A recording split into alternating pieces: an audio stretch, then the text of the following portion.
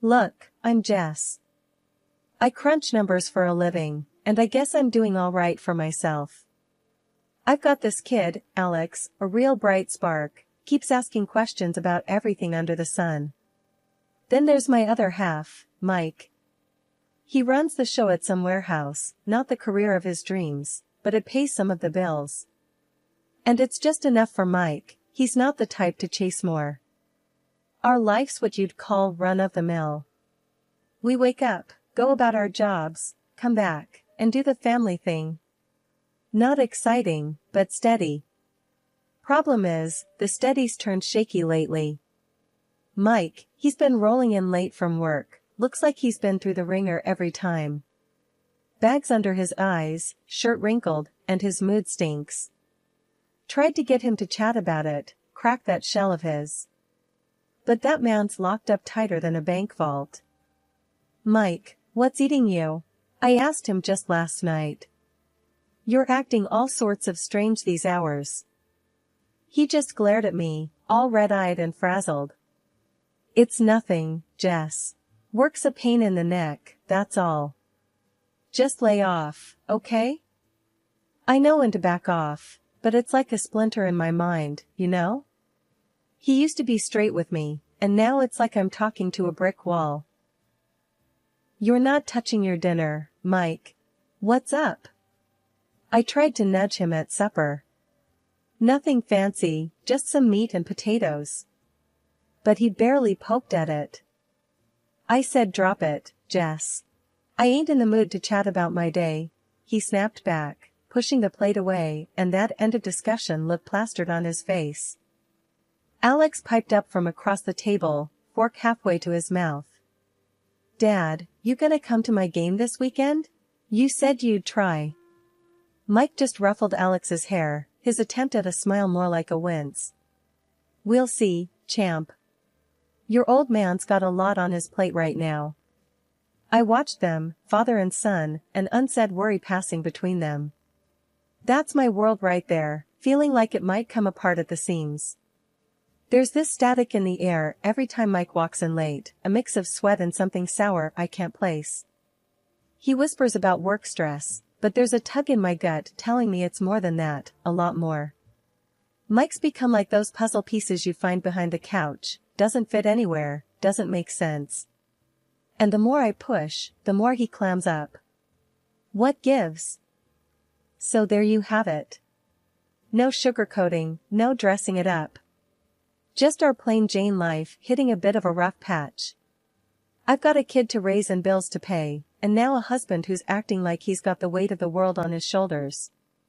Only thing is, he won't let me carry a piece of that burden.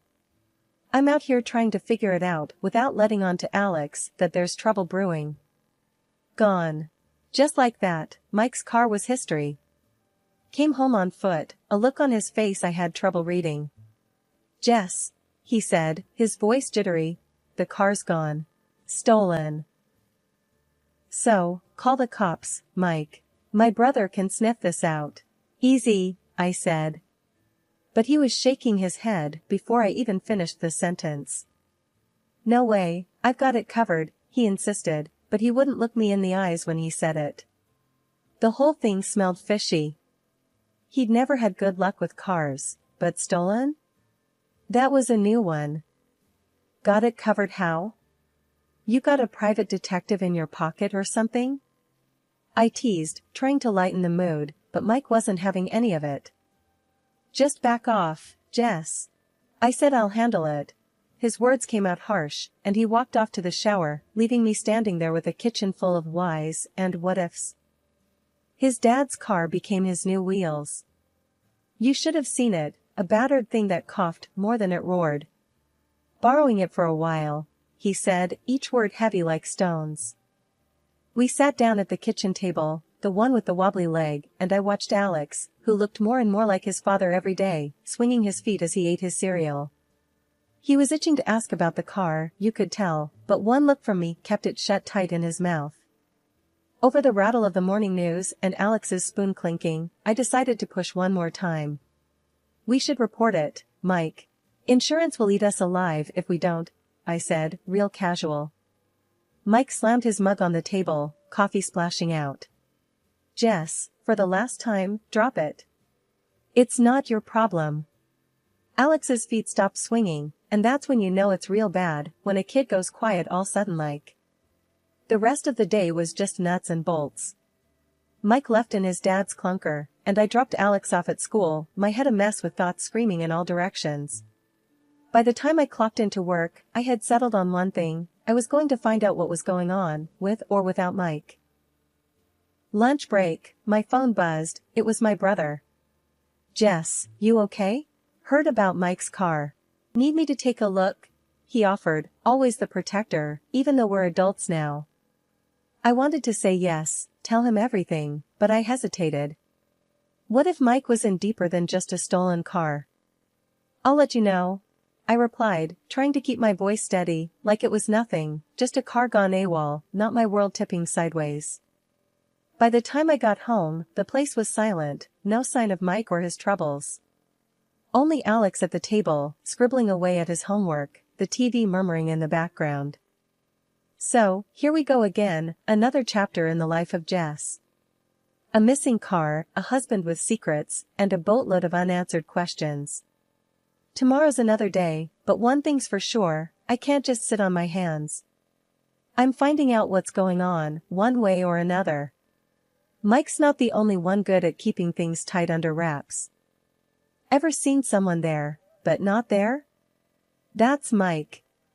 Misses dinner, doesn't kiss Alex goodnight, turns invisible come bedtime. Acts like he's on another planet. The weekend rolled around, Alex ready for those bike rides they used to nail every Saturday morning. He's there, helmet on, excitement buzzing off him like bees on a hive. And nothing, Mike's locked away in the bedroom acting like he's turned to smoke. Mike, come on. The kid's waiting. You promised. I yelled through the door, my hand gripping the knob so tight my knuckles got white. I'm not up for it, Jess. Just take him, will you? His voice a muffled surrender from behind the wood. Alex's face fell a mile. I shrugged, combed his hair back with my fingers. Let's go, champ, just you and me this time. We hit the pavement, me pedaling behind him, watching those little legs pump like pistons. He's getting good, too good. Should have been his dad watching. After, over cold sandwiches, I lay it out for his folks. The stolen car, the late nights, the silence heavy as lead. They're good folks, made me feel like family since day one. They listened, hands clasped, a wrinkle of worry etched between shared glances. Jess, kids his age, his mom started, always the forgiving type. They get like this. You ride it out. Midlife thing or not, he's riding out alone. I shot back, not buying any of this phase talk. He's ditching his son, for God's sake. His dad chimed in, cutting the air with that old sense of authority he can't shake off. Give the man space, Jess. We didn't raise him to bail on family. Space? Feels like he's halfway to the moon right now. I fired off, done with sugarcoating bitter pills. They didn't have the answers, none of us did. So, I sat there, the kitchen clock ticking away your standard awkward silence. They love him, but they're clutching at straws, just like me. Back home, I find Mike on the couch blanketed in shadows, the room dark except for the flicker of some late-night show. Alex is long asleep, dreams and all. We need to talk, Mike. Now, I said, my voice steady as a drumbeat, every word a decision. He peels himself off the couch, tired or defeated, it's hard to tell. What is it, Jess? Mike huffs, like it's an effort just to stand. I'm not blind, something's gnawing at you. It's eating us up, all of us. My words clipped out like bullets. Mike's eyes finally lift to meet mine, some spark in their fighting through the fog. Jess, it's a mess you don't need to be in. Oh, I'm in it, Mike. You made sure of that when you started sleepwalking through your life. I'd had it, my patience frayed to strands. He leans on the wall, for a sec, it looked like he'd slide to the floor. I can't, not yet. That voice, a whisper of its regular self. Okay, Mike, let's see how long you can keep up this act. I'm clawing for answers, and if Mike won't hand them over, I'll turn over every rock, every dark corner, until everything that's hidden starts spilling out into the light. For Alex, I'll do it. For us, I'll go the distance. The stillness of the night was shattered by the shrill ring of the phone. It was the sound that heralds news, seldom good. Mike's hand shot out to snatch it up, and the blood drained from his face as he listened to the voice on the other end. There were a few hushed, frantic words, and then silence. Heart problems, he said, voice shaking, looking at me with eyes full of terror. Dad's been taken to the hospital. Before I could even process the information, Mike was already dressed and darting for the door, his father's old car keys in hand. Wait! I'll come with you. I cried out, but he was gone. The door slammed behind him, and the sound echoed through the empty house like a grim reminder that I was now alone with my thoughts and the daunting tick-tock of the wall clock. Hours passed, each minute stretching longer than the last, anxiety my only companion. Doubt began to gnaw at me as I watched the moon trace its path across the sky. Against all instincts that screamed at me to stay put, I picked up the phone and dialed my mother-in-law. Is everything okay with Dad? I breathed into the phone when she picked up. There was a pause, a flicker of confusion in her voice. What are you talking about, dear?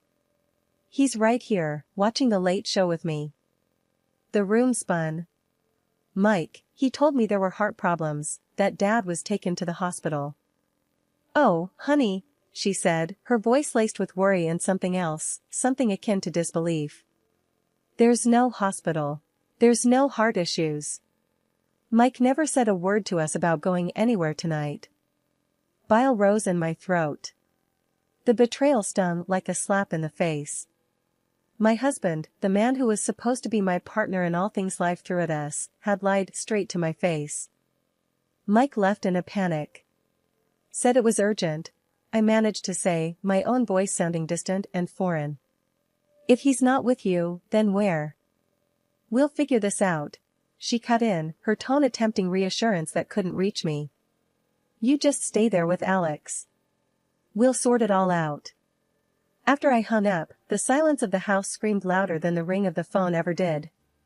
The trust we had, the foundation we built our family on, felt like it had crumbled in an instant. Where was he, and why lie? The questions blazed in my mind, turning over and over without answers. The phone felt heavy in my hand as Ron's voice finally pierced through the static uncertainty. Jess? What's this late call about? Taking a breath to steady myself, I dove in. Ron, Mike mentioned something about you, about a hospital. Is everything all right? Silence enveloped the line for a brief moment before Ron replied. Hospital?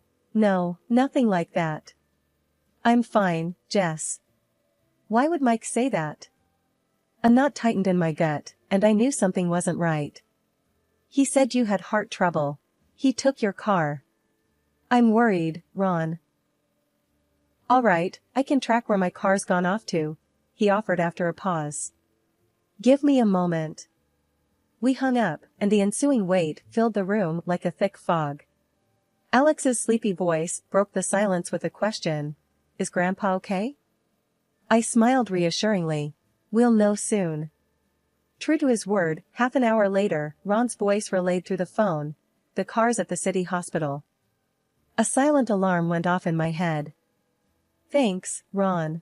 We're going to check on this, I said, the last words shadowed by a chilling premonition. Grabbing our coats, I quickly dressed Alex. We shared no words on the matter, the gravity of our mission spoke loud enough. Together, we left the warmth of our home for the cool ambiguity of the night. The city's roads lay mostly empty as we made our way to the hospital, the silence in the car a stark contrast to the clamor of thoughts ricocheting in my mind. When we arrived in the parking lot, I found Ron's car abandoned under the eerie glow of streetlights.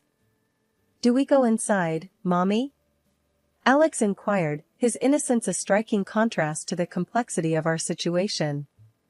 I took a deep breath, weighing the options. My instinct urged me to surge forward, to confront the mystery head-on, but caution whispered its words of prudence. The pieces didn't add up, and whatever awaited inside might be something I needed to face without Alex by my side. We'll approach this together, but carefully, Alex.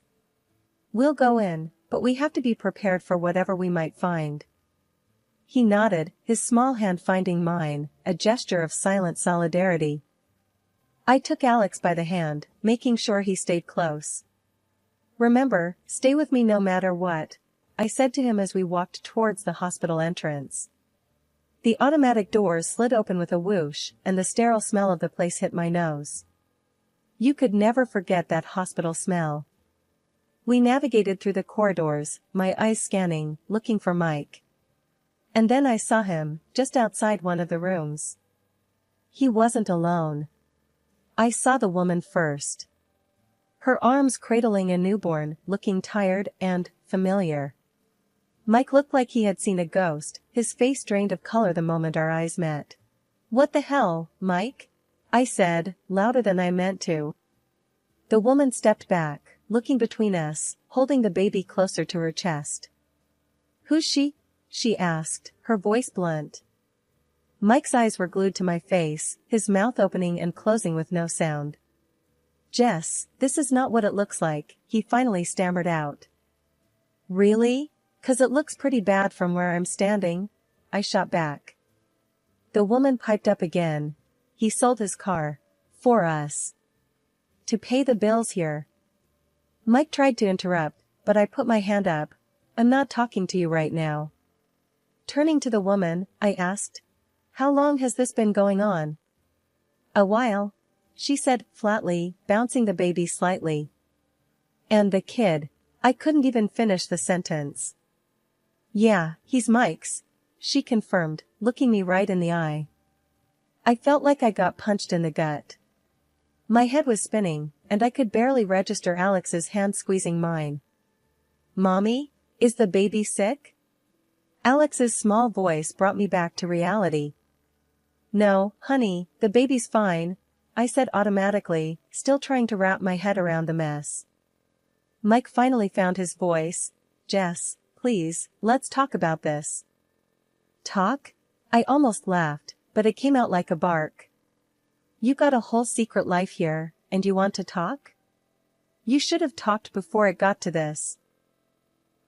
Mike looked down, and I could see he was shaken, but right now I didn't care. "Jess, I can explain." "Save it, Mike. We're done here," I said, cutting him off. I grabbed Alex's hand and turned to leave.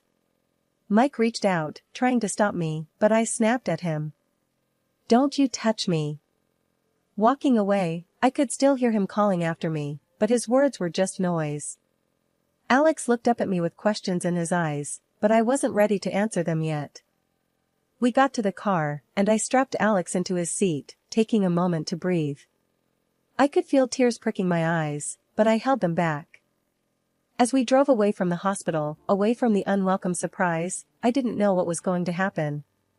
But right then, I knew I had to be strong, for Alex. We barely got home when I saw Ron and Linda's car screech into the driveway. They came out fast, walking towards me like they meant business. Linda had that look, the one that meant trouble, big trouble. "Jess, what's going on?" Ron was the first to speak. His eyes were darting around, looking for Mike. "It's done, Ron. We're done.